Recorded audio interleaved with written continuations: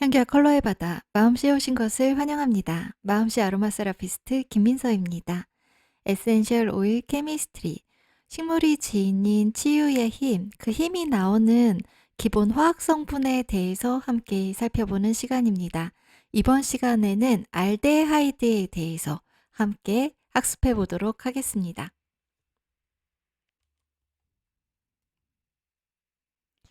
알데하이드는요, 작용기가 바로 이 부분입니다. 여기 이 꼭지점에 아무것도 이 알파벳이 안 써 있는 거는 탄소가 생략된 거라고 제가 계속 반복해서 말씀을 드리고 있거든요.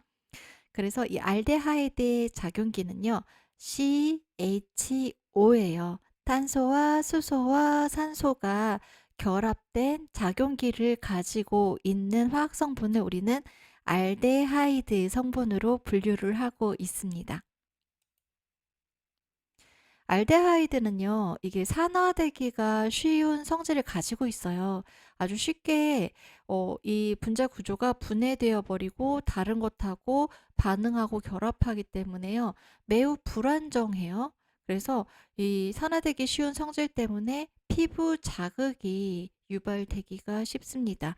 그래서 에센셜 오일 중에서요, 이 에센셜 오일은 알데하이드 성분이 많이 들어있어요 라고 표기가 되어 있는 혹은 그렇게 알려진 에센셜 오일들은요, 사용할 때 충분히 식물성 오일에 희석해서 사용하는 것을 추천을 드립니다. 그리고 워낙에 피부가 민감한 분들 있죠. 그런 분들한테는 먼저 이게 나에게 피부 자극이 있는지 없는지 스킨 테스트를 실시한 다음에 사용할 것을 권하고 있어요.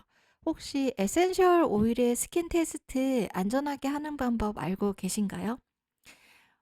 우리 병원에 가서도요, 우리가 어떤 염증성 질환 때문에 항생제를 맞아야 될 때 스킨 테스트를 실시하거든요. 그때 스킨 테스트를 실시하는 부위하고 비슷해요. 팔 안쪽 부분에다가요, 이 에센셜 오일을 한 방울 떨어뜨려서 바르는 거예요. 그다음에 그 부위가 가렵고 따끔따끔하고 빨갛게 이런 피부 자극이 유발이 되는지 안 되는지를 지켜보는 거죠. 충분한 시간 동안 지켜본 다음에 이게 피부에 별다른 자극이 없다 하면은 사용해도 괜찮은 거예요. 하지만 또 이게 스킨 테스트에서 아무 이상이 없었다고 해서 나중에까지 안전하게 사용할 수 있으리라고 100% 보장할 수는 없거든요. 괜찮다가 처음엔 괜찮다가요. 사용하다 보니까 피부 자극이 유발될 수도 있어요. 그래서 이 알데하이드 성분이 많은 에센셜 오일들은요. 우리가 에센셜 오일을 식물성 오일에 희석을 할 때 보통 1%에서 5% 범위 안에서 희석을 해서 사용을 하는데요. 그 범위 안에서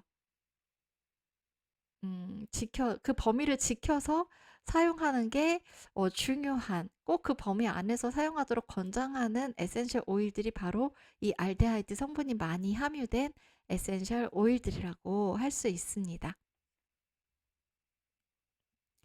알데하이드가 많이 함유된 에센셜 오일, 우리가 이거 잘 알고 있으면은 뭔가 피부에 자극이 일어날 그런 위험을 좀 방지하면서 안전하게 쓸 수 있겠죠. 식물 특히 에센셜 오일에 들어있는 알데하이드 성분이요. 이 알데하이드 성분이 주된 작용을 하는 에센셜 오일들은요. 크게 이 세 가지로 나누어 볼 수가 있어요.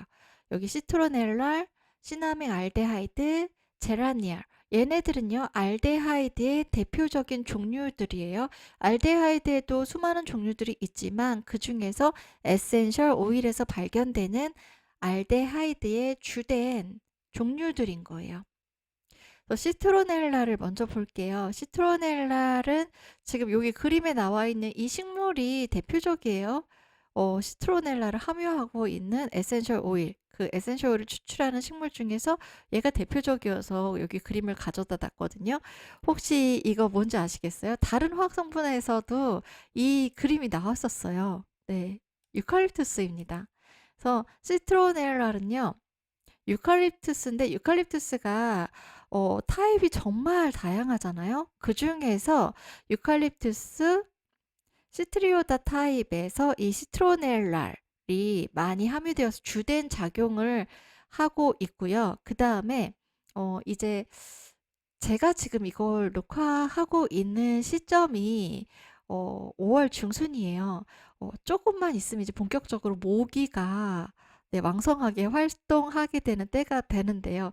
그럴 때마다 아로마 세라피스트들은 또 에센셜 오일을 사용하시는 분들은 벌레 퇴치 스프레이나 뭐 버물리 같은 거 많이 만들어서 사용하시잖아요.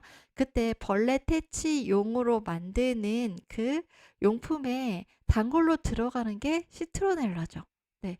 바로 이 시트로넬라가 시트로넬라를 함유하고 있는 또 하나의 대표적인 식물 중에 하나입니다. 그리고 알데하이드는 독특한 향을 가지고 있어요. 이게 진한 레몬 향, 진한 시트러스의 향기라고 하거든요. 시트러스도 그 종류에 따라서 미묘한 그 향의 차이가 있죠. 근데 그중에서도 레몬 향에 가까운 진한 시트러스 향기가 이 알데하이드 화학 성분이 어, 발, 발현하는 이 화학 성분이 가지고 있는 고유의 그 독특한 냄새예요. 근데 그 냄새 중에 대표격이 되는 게 바로 또 이 시트로넬라의 향기이기도 합니다. 그 다음에 멜리사에도 이 시트로넬랄이 많이 함유되어서 주된 작용을 하는 것으로 보고되고 있습니다. 그 다음에 이 알데하이드 종류 중에요. 시나믹 알데하이드라는 게 있어요.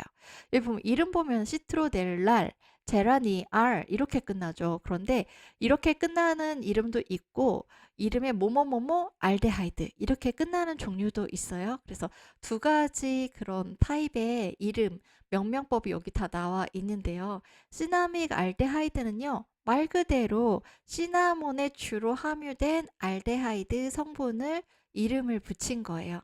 근데 이 시나몬 에센셜 오일도요, 우리가 잎에서 추출하는 시나몬 리프가 있고 껍질에서 추출하는 시나몬 바크가 있죠. 그 중에서 이 시나믹 알데하이드가 주된 성분으로 함유된 거는 시나몬 바크입니다. 그리고 카시아도 이 시나믹 알데하이드를 주된 성분으로 함유하고 있는 것으로 보고되고 있어요. 그 다음에 마지막으로 제라니얼입니다. 제가 지금 여기 이 레몬그라스를 너무 예쁘게 그린 그림이 있어서 가지고 와봤어요. 어찌 보면 파같이 생기기도 한 이 뾰족뾰족한 레몬그라스요. 레몬그라스가 향기를 맡아보면 레몬보다도 더 진한 레몬 향기가 나잖아요. 네, 바로 이 알데하이드 성분 때문이죠. 그래서 이 제라니아를 함유하고 있는 거는 레몬그라스, 레몬, 라임, 멜리사, 버베나가 대표적이에요. 보니까 멜리사는 시트로넬랄도 주로 함유하고 있고 제라니알도 주로 함유하고 있네요. 그럼 알데하이드가 가지는 특성들이 이 멜리사에서 많이 나타나겠구나 라는 걸 우리가 짐작해 볼 수가 있습니다. 그리고 여기에 있는 이 모든 에센셜 오일들이 피부 자극이 다 심하지는 않아요. 하지만 이 알데하이드 함량이 어느 정도를 차지하느냐에 따라서 피부 자극의 정도가 달라질 수 있는 거거든요. 그래서 여기서 대표적으로 피부 자극이 잘 나타나는, 그래서 주위에서 사용해야 하는 에센셜 오일들이 있습니다. 시나몬 바크요. 시나몬 바크 피부 자극이 주된 주의사항이기 때문에요. 얘는 반드시 희석해서 사용할 것을 권장하고 있습니다. 그리고 레몬그라스도 그래요. 레몬그라스도요. 이게 피부 자극이 되게 쉽게 유발되는 그런 대표적인 에센셜 오일 중에 하나이거든요. 그래서 이거 희석해서 쓸 때 몇 퍼센트 비율이요? 1%에서 5% 이내로 희석해서 쓰는 게 피부 자극으로부터 안전한 사용법이 될 수 있습니다. 그리고 레몬은 사실 많이 써도 그렇게 피부 자극이 일어나지는 않는 것 같아요. 그런데 레몬 다음에 있는 라임 있죠. 라임도 생각보다 쉽게 피부 자극을 유발하는 에센셜 오일이에요. 그러니까 라임도 안전한 범위 안에서 희석해서 사용하는 것이 좋겠죠. 네. 그래서 알데하이드 성분을 함유하고 있는 대표적인 에센셜 오일들을요. 알데하이드의 종류별로 살펴보았습니다. 이 알데하이드가 진한 레몬 향이라 그랬잖아요. 진한 그 레몬 느낌의 시트러스 향이요. 그래서 이 강한 향으로 인해서 이 강한 향 때문에 향수 산업에서 알데하이드 성분이 아주 널리 이용이 되고 있다고 해요. 네, 물론 향수 산업에서 주로 이용하는 알데하이드 성분은요, 인공적으로 만들어진 네, 인공화학 성분이 대부분이기는 해요. 네, 재미있는 걸 발견을 했거든요. 여러분 샤넬 향수 좋아하시나요? 샤넬 넘버 5가요. 바로 이 알데하이드의 진한 레몬 같은 시트러스 향을 구현해 내고자 한 향수라고 합니다. 네. 그럼 이렇게 향기도 좋죠. 예, 향기도 좋은 이 알데하이드 에센셜 오일의 화학 성분이 어떤 작용을 하는지 이제 하나하나 본격적으로 알아볼 건데요. 먼저 전체적으로 좀 살펴볼게요. 제일 처음에 나와 있는 게 calming to nervous system이에요. calming, 고요하게 만들어주는 거예요. 무엇을요? nervous system, 신경계를 고요하게 만들어주는 작용이 있어요. 그러니까 신경계를 고요하게 만들어준다는 건요. 뭔가 긴장되거나 아니면 신경계가 너무 과도하게 활성화돼 있거나 하는 상태에서 편안하게 진정시키고 이완시키는 작용을 한다는 거예요. 또 신경계가 고요하지 못한 상태. 우리 현대인들에게 신경계가 너무 음, 복닥거리는 상태는 보통은 스트레스가 많은 상태, 스트레스를 받고 있는 상태일 거예요. 그래서 그런 부분하고 연결시킬 수 있는 작용. 스트레스로 인해서 신경계가 너무 과도하게 활성된 부분에 대해서 진정시켜주는 작용을 알데하이드가 하겠구나. 이거를 일단 첫 번째로 우리가 짐작해 볼 수가 있어요. 그 다음에 두 번째 작용으로 제가 제시를 하고 있는 게 바조딜레이터 앤 하이포텐시브예요. 바조딜레이터는요, 혈관을 확장시키는 작용이에요. 다른 말로 혈관을 이완시킨다고 하거든요. 그것과 함께 혈압을 낮추는 작용이 있어요. 여기서 혈압을 낮춘다는 건요, 안 그래도 혈압이 낮은데 더 다운시킨다는 게 아니라 혈압이 정상 범위보다 높아졌을 때 그걸 다시 끌어내려서 정상 범위 안으로 회복시켜 준다는 의미에 더 가까워요. 그래서 그리고 제가 두 개를 묶어 놓은 게 바로 바조딜레이터, 혈관을 이완시키면, 혈관을 확장시키면 혈압은 자동적으로 낮아지게 되어 있거든요. 그래서 이거 두 개가 에센셜 오일의 작용으로 따로따로 명시가 되는 그런 프로퍼티들이긴 하지만 바조딜레이터라는 작용이 있어요. 그럼 이거 혈압을 낮추겠구나 라는 걸 알 수가 있어요. 하지만 그 반대로 하이포텐시브, 혈압을 낮춘다는 작용이 있다고 해서 반드시 혈관을 이완시키는 건 아니에요. 네, 좀 그런 부분이 있기는 합니다.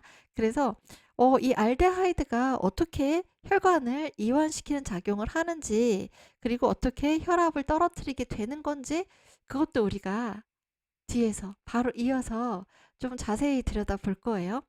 그 다음에 이 안티 인플라메이터리, 항염 작용이랑 안티 마이크로바이알, 항균 작용은요, 지금까지 몇 가지의 그 에센셜 오일이 함유한 화학 성분들을 배웠는데요, 함께 살펴봤는데요, 거의 거기에 빠지지 않고 나오는 내용이거든요. 근데 이 알데하이드에서는요, 맨 처음에 우리 같이 봤던 calming to nervous system, 신경계를 진정시켜주는 이 작용하고 안티 인플라메이터리, 항염 작용이 서로 아주 밀접하게 연결이 되어 있거든요. 그래서 이 두 개의 연결고리를 우리가 같이 살펴볼 거예요. 그 다음에 안티 마이크로바이알이요. 이거는 사실 거의 대부분의 에센셜 오일들이 가지고 있는 작용이라고 봐도 무방하거든요. 그래서 그 부분에 대해서 이 알데하이드가 어떤 항균 작용을 하는지에 대해서 이번 시간에는 간략하게 정리만 하고 넘어갈 거예요. 그러니까 알데하이드의 작용 중에서 우리가 가장 주되게 볼 거는요. 신경계, 그리고 그 신경계를 진정시키는 것과 항염, 염증을 억제하는 작용의 연결고리. 염증을 억제하는 작용은 달리 말하면 면역계의 기능을 조절하는 작용이거든요. 그래서 신경계와 면역계가 어떻게 연결이 되어지고 그 연결고리 상에서 알데하이드가 어떻게 관여하는가, 그 부분에 대해서 가장 중점적으로 살펴볼 거예요. 그리고 이 혈관이 확장되고 혈압이 낮아지게 되는 그 원리 가운데 알데하이드가 어디에 관여를 하는가. 네, 그게 두 번째로 우리가 살펴보게 될 내용입니다.